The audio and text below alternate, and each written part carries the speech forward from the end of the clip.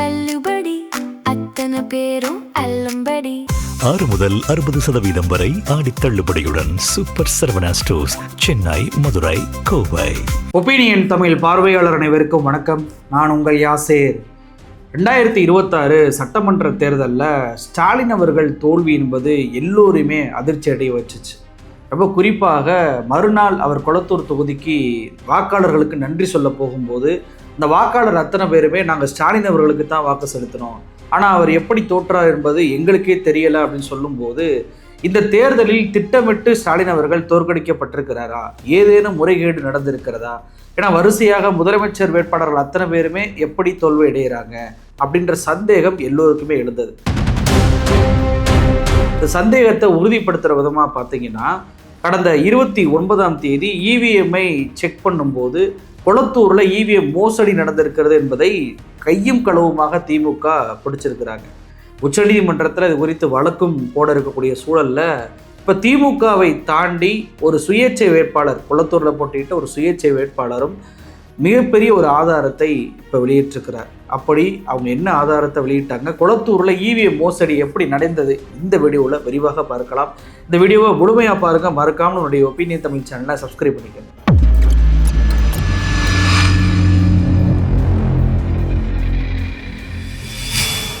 பொதுவாக ஒரு தேர்தலில் தோல்வி அடையக்கூடிய ஒரு வேட்பாளர் இந்த தேர்தல் மேலே எனக்கு நம்பிக்கை இல்லை, இவிஎம் மேலே எனக்கு சந்தேகம் இருக்குது அப்படின்னு சொல்லி சந்தேகப்பட்டாங்க அப்படின்னா, தேர்தல் அந்த முடிவு வெளியான குறிப்பிட்ட நாட்களுக்குள் ஒரு குறிப்பிட்ட பணத்தை செலுத்தி அந்த தொகுதியில் இருக்கக்கூடிய ஒரு 5% இவிஎம்மை செக் பண்ணலாம் அப்படின்னு சொல்லி உச்சநீதிமன்றம் ஒரு தீர்ப்பை கொடுத்துருந்தாங்க.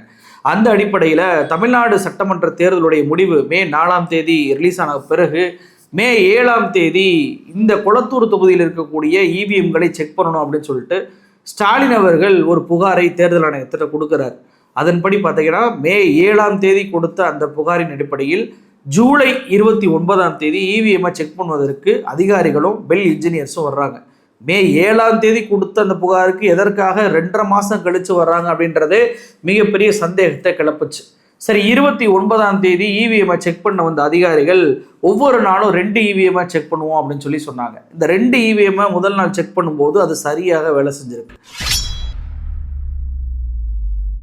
உடனே அந்த தேர்தல் அதிகாரி 7 நாள் கழித்து ரிசல்ட்டை சொல்ல வேண்டிய தேர்தல் அதிகாரி முதல் நாளே பார்த்தீங்கன்னா எல்லாமே சரியாக இருக்குது அப்படின்னு சொன்ன உடனே ஸ்டாலின் அவர்கள் ரீகவுண்ட்லையும் தோற்று விட்டார் அப்படின்னு சொல்லிட்டு தாவேகாவினர் அதிகமாக பரப்புனதை பார்க்க முடிஞ்சு. ஆனால் 29ஆம் தேதி முடிந்து 30ஆம் தேதி 2 இவிஎம் மிஷினை செக் பண்ணும்போது ஒரு இவிஎம் மிஷினில் விவிபேட் ஒர்க் ஆகவே இல்லை. திரும்ப மறுபடியும் அடுத்த நாள் 31ஆம் தேதி 2 இவிஎம்ஐ செக் பண்ணும்போது ஒரு இவிஎம் உடைய ஒரு விவிபேட் அங்கே ஒர்க் ஆகவே இல்லை. மீண்டும் 1ஆம் தேதி 2 பூத்தில் போய் செக் பண்ணுறது போகிறாங்க. பூத் நம்பர் 75 போய் பார்த்தோம் அப்படின்னா இவிஎம் மிஷினில் டேக்ஸ் போட்டிருப்பாங்க, அட்ரஸ் டேக்னு சொல்லுவாங்க அதுக்கு பேர்.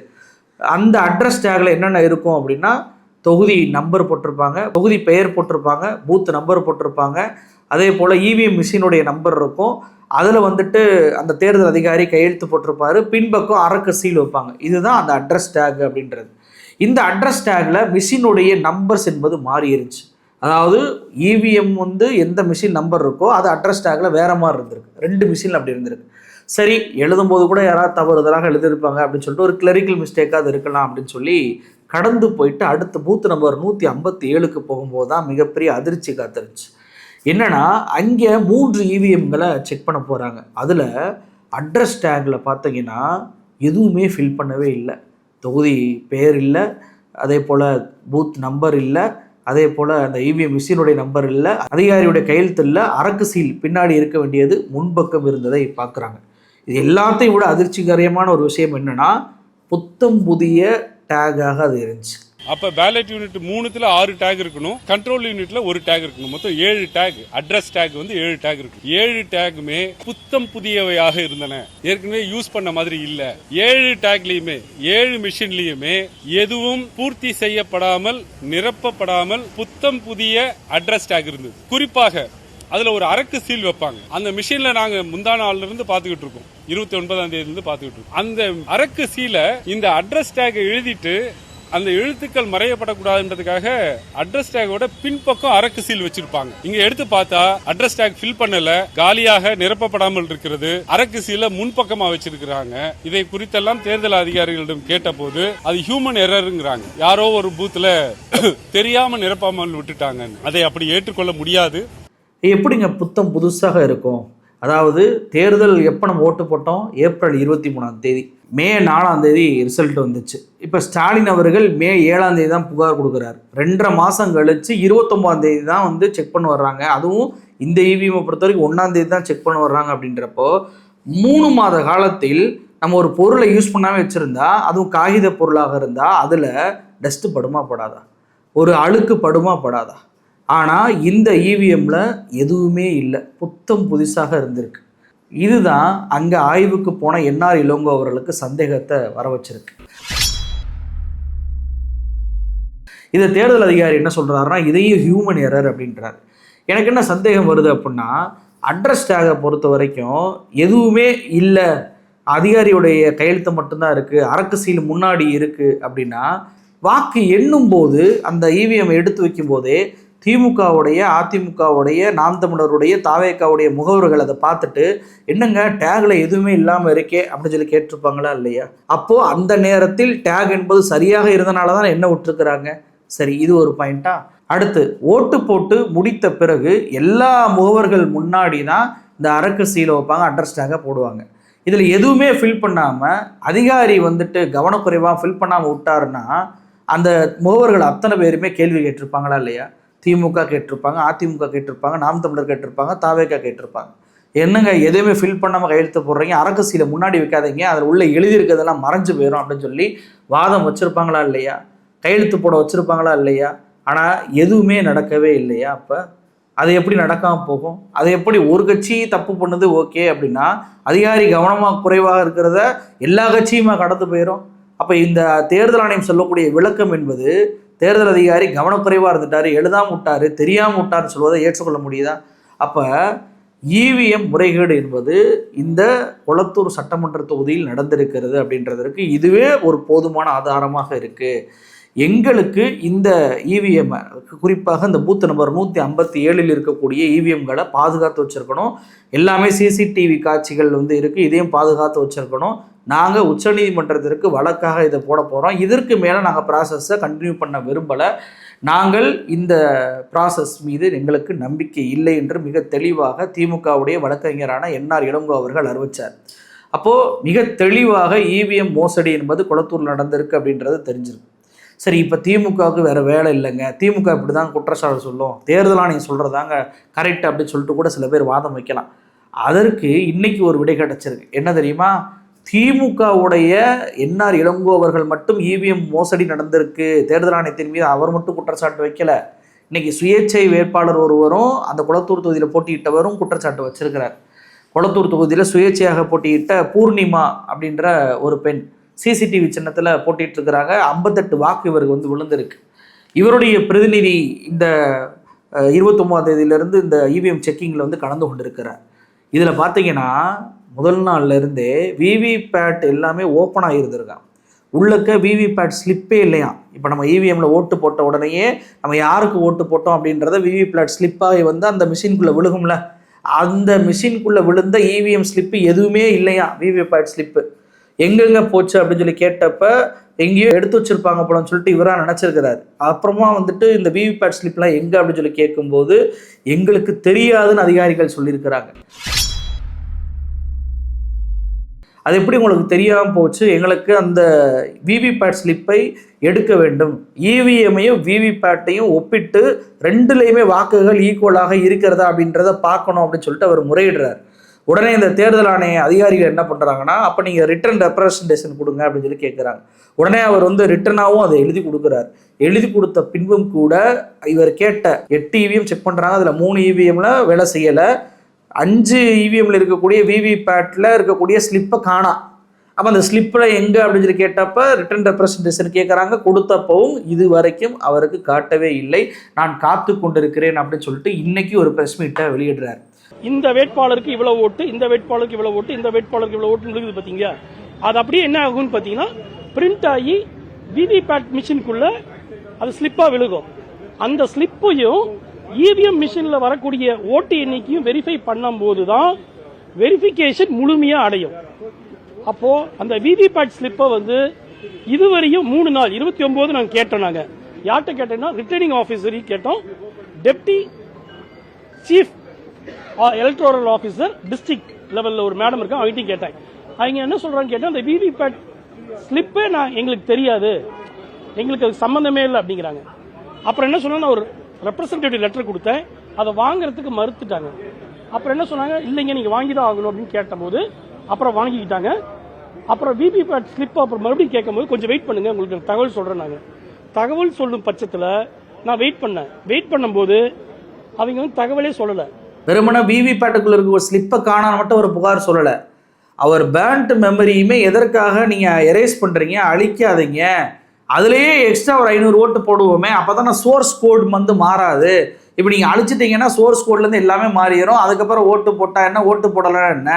அப்போ ஏற்கனவே தேர்தல் நேரத்தில் என்ன சோர்ஸ் கோடு போட்டு செட் பண்ணியிருந்தாங்களோ அந்த வாக்கு எவ்வளோ அப்படின்றத இறுதி வாக்கையை வச்சு கையில் வச்சுக்கிட்டு கூடுதலாக ஒரு 500 ஓட்டு போடுவோம், அப்போ தெரிஞ்சு போயிரும்ல சரியாக வேலை செய்தா இல்லையா, சோர்ஸ் கோடு சரியாக இருக்கா இல்லையா அப்படின்னு சொல்லிட்டு அதையே நீங்கள் பண்ண மாட்டீங்கன்ற அந்த சந்தேகத்தையும் அவர் இன்னைக்கு எழுப்பியிருக்கிறார். அப்போ இங்கே திமுக தான் புகார் கொடுத்தாலும் கூட தேர்தல் ஆணையத்தின் மீது சந்தேகத்தை இவங்க கிளப்புறாங்க. ஜெயிக்கும் போது அப்போ இல்லையா, ஸ்டாலின் அவர்கள் தோல்வியை ஏற்றுக்கொள்ள மாட்டாரு, மக்களுடைய அந்த தீர்ப்பை அவர் ஏற்றுக்கொள்ள மாட்டாரு அப்படின்னு சொல்லிட்டு போகலாம். ஆனால் இங்கே சுயேட்சை வேட்பாளருமே சந்தேகத்தை எழுப்புறாரு. எப்படி எழுப்புறாரு? 58 வாக்குகள் வாங்கின அந்த சுயேட்சையுடைய அந்த விவிபேட் ஸ்லிப்பை கூட உங்களால் கவர் பண்ண முடியாதா? அது கூட உங்களுக்கு டைம் இல்லையா? அப்புறம் எதுக்கு இவ்வளோ லட்ச பணத்தை கட்ட சொல்கிறீங்க? விவிபேட் ஸ்லிப்பை இவிஎம் செக் பண்ணணும், ஆனால் இது நடைபெறவே இல்லை என்பதை இன்னைக்கு சுயேட்சை வேட்பாளருமே போட்டு உடைச்சிருக்கிறார். அப்போ நமக்கு என்ன சந்தேகம் வருது தெரியுமா? மே 7ஆம் தேதி ஸ்டாலின் அவர்கள் ஒரு புகாரை கொடுத்த பின்பு ஜூலை 29ஆம் தேதி டைம் எடுத்ததே தப்பு. 2.5 மாத டைமில் அந்த இவிஎம் எங்கே இருந்துச்சு? இப்போ தேர்தல் முடியுது அப்படின்னா தேர்தல் ரிசல்ட் வர அன்னைக்கும் ஸ்ட்ராங் ரூமில் இருக்கும், அதுக்கு சிசிடிவி இருக்கும், அதை உள்ளே இருந்தும் பார்க்கலாம், வெளியே இருந்தும் பார்ப்பாங்க. வெளியே வந்து திமுகவினரோ அதிமுகவினரோ மற்ற கட்சியினரும் வந்து அந்த இவிஎம்முக்கு காவல் காப்பாங்க, எதுவும் முறைகேடு நடந்துடக்கூடாது அப்படின்னு சொல்லிட்டு. ரிசல்ட்டு முடிந்த பிறகு அந்த காவல் யாரும் காக்க மாட்டாங்க, அந்த இவிஎம் எங்கே போகுதுன்னு தெரியாது. அப்போது ரிசல்ட்டு முடிந்த பிறகு மே 7ஆம் தேதியிலிருந்து இந்த ஜூலை 29ஆம் தேதி வரைக்கும் இவிஎம் எங்கே இருந்தது, அந்த இவிஎம்ஐ திமுக பாதுகாத்ததா கண்காணித்ததா அப்படின்னு சொல்லி கேட்டால் இல்லை. சிசிடிவி காட்சிக்கு இருந்ததா அப்படின்னு கேட்டால் அந்த சிசிடிவி காட்சியும் இல்லை. அப்போ நமக்கு என்ன ஆட்டோமேட்டிக்காக சந்தேகம் வருது, புதுசாக அட்ரஸ் டேக்கு இருக்குது, அதில் வந்து அதிகாரியோடைய எந்த ஒரு ஃபில்லப்பும் பண்ணவே இல்லை, அரக்கு சீல் பின்னாடி இருந்தது முன்னாடி இருக்குது அப்படின்னா இந்த ஸ்டாலின் அவர்கள் விண்ணப்பித்த உடனேயே அவசரமாக இவிஎம்கள் மாற்றப்பட்டிருக்கனவா? இவிஎம்ஐ மாற்றினதுல தான் புதிய அரசு டேக் வந்து போட்டிருக்காங்களா? ஏன்னா பழைய டேகாக இருந்தால் ஏப்ரல் 23ஆம் தேதி டேகாக இருந்தால் அதிகாரி அதில் எழுதும் போதும் கரப்பட்டிருக்கும், சீல் வைக்கும் போதும் கரப்பட்டிருக்கும், அதை வந்து தேர்தல் ரிசல்ட் அன்னைக்கு எண்ணும் போதும் அதில் வந்து கை வச்சுருப்பாங்க, கரப்பட்டிருக்கும், அழுக்கடைஞ்சிருக்கும். ஆனால் அழுக்கடையாமல் புதிதாக இருக்குது அப்படின்னா அப்போ புதிய இவிஎம்ஐ மாற்றிருக்காங்க அப்படின்ற சந்தேகம் இயல்பாக வருதா இல்லையா? இந்த சந்தேகம் எழுப்ப வேண்டிய தேவை எங்கேருந்து வருது? இவங்கள் பண்ண அந்த 2.5 மாத கால இடைவெளியில் தானே. அப்போ இதை தேர்தல் ஆணையம் விளக்கம் கொடுத்தாங்களா அப்படின்னு சொல்லி கேட்டால் ஏன் இந்த தாமதம் அப்படின்னு சொல்லி கேட்டோம்னா அதற்கும் பதில் இல்லை. ஏன் இந்த 2.5 மாத தாமதம்? இப்போ இந்த 2.5 மாதம் தாமதம் ஆச்சுன்னா விவிபேட் ஸ்லிப்பில் அந்த எந்த சின்னத்துக்கு ஓட்டு போட்டோம் அப்படின்ற அந்த இது மறைஞ்சிடாதாங்க, அழிஞ்சிடாதா? வெறும் ஸ்லிப்பு மட்டும் வந்துடாதா? அப்போ இப்படியெல்லாம் மாறணும் என்பதற்காக தான் தாமதப்படுத்தினாங்களா? இப்படி தாமதப்படுத்தியும் கூட விவிபேட் ஸ்லிப்பை எங்களுக்கு காட்டவே இல்லை, அதை வந்து இவிஎம்மோட ஒப்பிடவே இல்லை, என்னவே மாட்டுறாங்க, கேட்டால் எங்கே இருக்குன்னு தெரிலன்னு சொல்லிட்டு தேர்தல் அதிகாரிகள் சொல்கிறதாக ஒரு சுயேட்சை வேட்பாளருடைய பிரதிநிதியை இன்னைக்கு போட்டு உடைச்சிட்டாரு. அப்போது மிகப்பெரிய அளவுக்கு கொளத்தூரில் இவிஎம் முறைகேடு நடந்திருக்கிறது அப்படின்றத அப்பட்டமாக இதன் மூலமாகவே நம்மளால் புரிஞ்சுக்கிற முடியுது. இப்போ திமுக ஒரு தொகுதியில் ஸ்டாலின் அவர்கள் ஒரு தொகுதியில் மட்டும் போட்டதே இவ்வளவு தூரத்திற்கு பிரச்சனை வருது அப்படின்னா கிட்டத்தட்ட ஒரு 80-90 தொகுதிகளில் போட்டிருந்தாங்க அப்படின்னா இன்றைக்கி தமிழ்நாட்டுடைய ரிசல்ட்டே மாறி இருக்கும். ஏன்னா திமுகவுடைய முக்கியமான அமைச்சர்கள் பல பேரும் தோல்வி அடைஞ்சிருக்கிறாங்க. இதில் எனக்கு ரொம்ப அதிர்ச்சி, ஸ்டாலின் அவர்களுக்கு பிறகு ரொம்ப அதிர்ச்சியான ஒரு வேட்பாளர் அப்படின்னா அது மதுரை மத்திய தொகுதியுடைய திரு பிடிஆர் அவர்கள் தான். அவருக்கு எதிராக இருந்த அந்த வேட்பாளர்லாம் ஒன்றும் பெரிய ஆளே கிடையாது. தாவேகாவுடைய முஸ்தபா என்பவருக்கு பெரிதாக அங்கே ஆதரவு என்பது கிடையாது. எல்லோருமே பிடிஆருக்கும் சுந்தர்சிக்கும் இடையே தான் ஃபைட் இருக்கும். சுந்தர்சி பிடிஆர் பக்கத்திலே வர முடியாது, அவர் நேர்மையான அரசியல்வாதி, அவரெல்லாம் தோற்கடிக்கவே மாட்டாங்க அப்படின்ற நினைப்பில் தான் இருந்தாங்க. ஆனால் பிடிஆர் அவர்கள் அங்கே தோல்வி அடைகிறார். அப்போ ஒருவேளை பிடிஆரும் இதே போல ஸ்டாலின் அவர்களை போல புகாரை கொடுத்துருந்தாங்கன்னா, இன்னைக்கு இவிஎம் செக் பண்ணியிருந்தாங்கன்னா, இன்னைக்கு அந்த இவிஎம்லையுமே குளறுபடி செய்திருப்பது அம்பலமாயிருக்கும். அப்போ முன்னாள் அமைச்சர்கள்ல இருந்து முக்கியமான வேட்பாளர்லேருந்து அத்தனை பேருமே இவிஎம்க்கு பணம் கட்டி இருந்தாங்கன்னா இன்னைக்கு ரிசல்ட் என்பது மாறி இருக்கும். அப்போ ஒரே ஒரு தொகுதியிலேயே இவ்வளவு பெரிய மோசடி நடந்திருக்கிறது. நான் ஏற்கனவே சொன்ன மாதிரி எஸ்ஐஆருக்கு பின்பு டெல்லியுடைய முதலமைச்சராக இருக்கக்கூடிய அரவிந்த் கெஜ்ரிவால் தோல்வியடைகிறார், மம்தா பானர்ஜி அவர்கள் தோல்வியடைகிறாங்க, பினராயி விஜயன் கேரளாவில் ஜஸ்ட் மிஸ்ல தான் வெற்றி பெறுகிறார். இங்கே ஸ்டாலின் அவர்கள் அவ்வளவு நலத்திட்டங்களை கொடுத்தும் கூட அவரும் தோல்வி அடைகிறார். அதுவும் அவருக்கு எதிராக போட்டியிட்ட VS பாபு என்பவருக்கு நல்ல பெயரே தொகுதியில் கிடையாது, ஸ்டார் கேண்டிடேட்டும் கிடையாதுன்றப்ப இவரிடமெல்லாம் ஸ்டாலின் அவர்கள் தோற்கணுமா? இப்போ மிகப்பெரிய அளவுக்கு திமுகவுடைய எதிர்ப்பால் இருந்தாலும் கூட ஸ்டாலின் அவர்களை தோற்கடிக்கணும்ன்ட்டு அந்த தொகுதி மக்கள் நினைக்க மாட்டாங்க. ஏன்னா தொகுதியில் மிக சிறப்பான பணிகளை அவர் பண்ணியிருக்கிறாரு. அதை தொகுதி மக்களே மறுநாள் அத்தனை பேரும் சொல்வதை வாக்குமூலமாக சொல்வதை நம்மளால் பார்க்க முடியுது. அப்படின்றப்போ திட்டமிட்டு முதலமைச்சர்கள் அத்தனை பேருமே தோற்கடிக்கக்கூடிய யுத்தியை தமிழ்நாட்டிலும் இவர்கள் பயன்படுத்தி இருக்கிறார்கள் அப்படின்றத புரிஞ்சுக்கிற முடியுதா இல்லையா? அப்போ நான் இங்கே வைக்கக்கூடிய ஒரு கோரிக்கை என்ன அப்படின்னா, உச்சநீதிமன்றம் எப்படி சண்டிகர் மேயர் தேர்தலை அவங்களே ரிசல்ட்டை மாற்றி அமைச்சாங்களோ அதே போல் தமிழ்நாட்டிலும் குளத்தூருடைய ரிசல்ட்டை மாற்றி அமைக்க வேண்டும். இல்லை என்றால் மறு தேர்தலை அறிவிக்க வேண்டும். குளத்தூரில் இடைத்தேர்தலை அறிவிக்கணும். அப்படி அறிவித்தால் மட்டும்தான் மக்களுக்கு யாருக்கு ஆதரவு என்பது தெரியும். இவிஎம்மில் முறைகேடு அப்படின்னு சொல்லிட்டு இதுவரைக்கும் எந்த வழக்கும் போட்டதே கிடையாது. இவிஎம்ல சந்தேகப்பட்டிருக்கிறாங்க, அந்த சந்தேகம் எல்லாம் ஒன்றுமே இல்லை என்று இவிஎம்க்கு ஆதரவாக தான் உச்சநீதிமன்றம் தீர்ப்பு கொடுத்துச்சு. இன்னைக்கு உச்சநீதிமன்ற வழிகாட்டுதல் படி இவிஎம் செக் பண்ணும்போது இவ்வளவு முறைகேடுகள் இருக்குன்னா, அப்போ இவிஎம்ஐ பயன்படுத்தியவர்கள் மிகப்பெரிய அளவுக்கு ஊழலை செய்திருக்கிறாங்க அப்படின்ற தெரிகிறப்போ தமிழ்நாட்டில் நடந்த அந்த சட்டமன்ற தேர்தலை செல்லாது என்று அறிவிக்கணும்.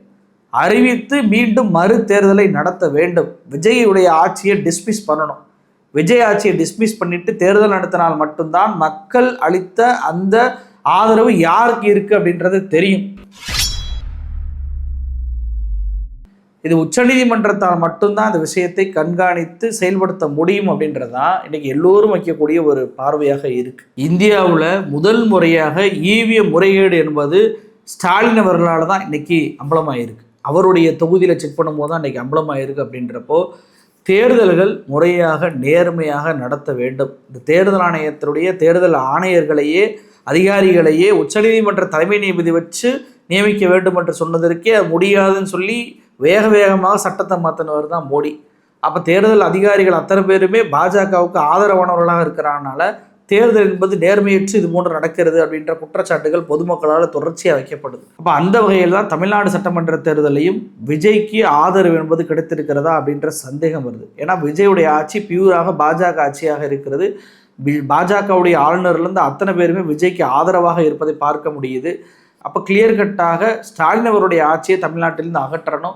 ஒரு நடிகனுடைய ஆட்சியை கொண்டு வந்து தமிழ்நாட்டை ஐடியாலஜி இல்லாத மாநிலமாக மாற்ற வேண்டும் என்ற பாஜகவுடைய அஜெண்டாவுக்காக தான் இந்த முறைகேடெல்லாம் செய்யப்பட்டதா அப்படின்றத உச்சநீதிமன்றம் தான் நாட்டு மக்களுக்கு தெளிவுபடுத்தணும் அப்படின்ற கோரிக்கையை நான் வைக்கிறேன். நன்றி.